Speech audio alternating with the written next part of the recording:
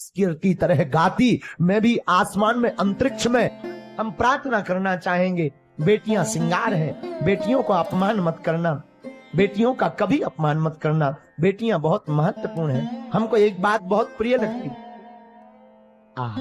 परम पूज्या हमारी बुआ जी, दीदी माँ, वात्सल्य ग्राम की स्थापना करवाने वाली पूज्या दीदी रितंबरा दीदी जी। वो पहले दीदी जी थी, बाद में उनके नाम के सर पर किसी और ने हमको उत्तर दिया, बड़ा अद्भुत उत्तर था। बोले एक बार ये परम पूज्या दीदी माँ रितंबरा दीदी जी, हमारी बुआ जी कहीं से चली जा रही थी और डस्टबिन में एक छोटी सी बच्ची रो रही थी, पड़ी थी अस्पताल के बाहर कोने में, डस्टबिन में छोटी सी बच्ची रो रही थी, पड़ी थी। उन्होंने देखा, रोती हुई बच्ची को गले लगा लिया और उसी दिन उनके मन में प्रण आया, इस बच्ची का कोई नहीं है तो आज से मैं अनाथ बेटी,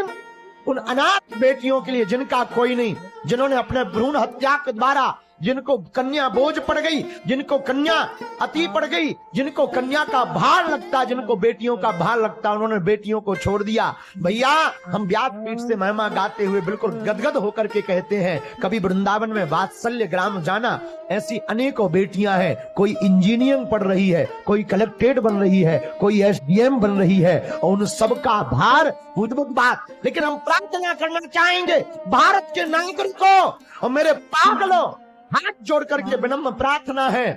तुम बेटा और बेटियों में भेद मत कर। बेटा एक घड़ी 12 बजे रात को नहीं उठेगा,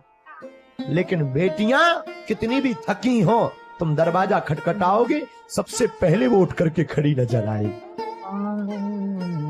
हम तो आंखों से देखते हैं, हम तो अनुभव वाले आदमी हैं, हमारे पास तो आती हैं बेटियां, चर्चा करती हैं, मायके के बारे में भी पूछती,